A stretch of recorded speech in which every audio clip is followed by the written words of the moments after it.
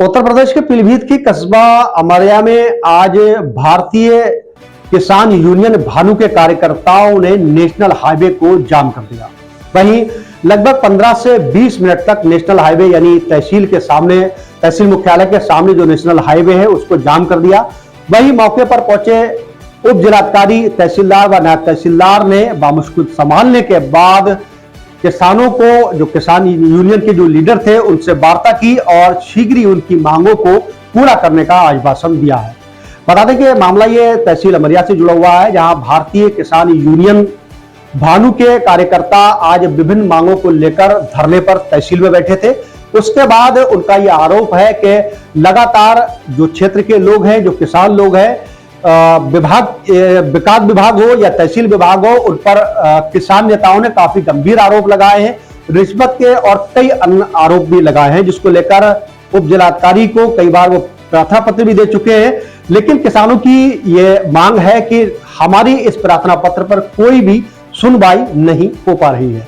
इसको लेकर आज गुस्साए किसानों ने अमरिया के नेशनल हाईवे यानी तहसील के जिस सामने जो नेशनल हाईवे, वहां पर उन्होंने लगभग 15 मिनट तक जो है जाम लगाया और धरना देने लगे। वहीं पुलिस प्रशासन मुर्दाबाद जैसे नारे भी लगाने लगे। इसके बाद मामला संज्ञान में आया और उप जिलाधिकारी अमरिया अजीत प्रताप सिंह, तहसीलदार और नायब तहसीलदार मौके पर पहुंचे और किसानों को समझाया और समझाने के बाद उनकी जो मांगे हैं उसको जो है पूरा यानी मांगों को जो है निस्तारण करने के लिए उन्हें आश्वासन भी दिया है। इसके बाद किसान माने और किसानों की जो जायज जो मांगे हैं उसको लेकर प्रशासनिक अधिकारियों ने वादा किया है कि जल्द ही उनकी जो जायज मांगे हैं उसको पूरा कर लिया जाएगा। देखिए क्या कहा किसान नेता ने। स्वागत है साथियों।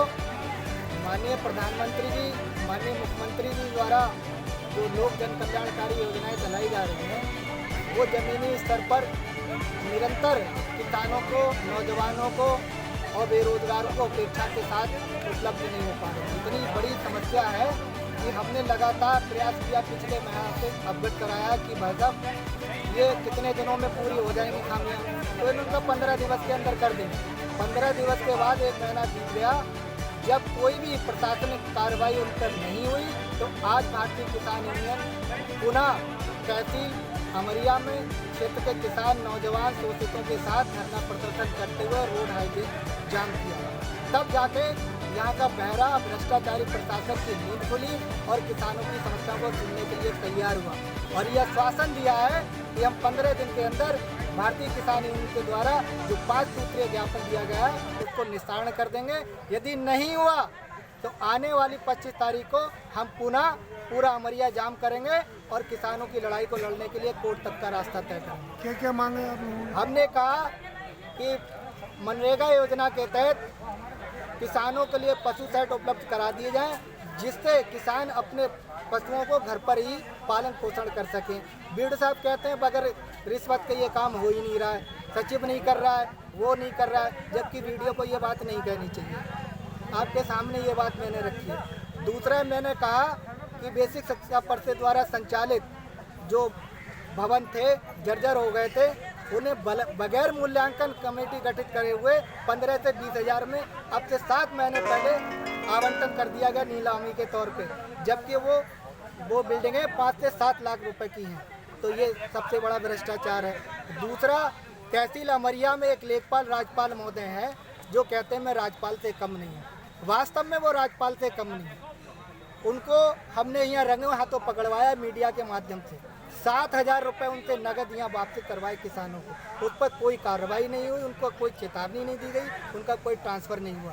यही तहसील अमरिया में प्रधानमंत्री आवास योजना के लिए नन्नी देवी नाम की एक महिला बिलासपुर की है, वो विधवा हैं, भूमिहीन है।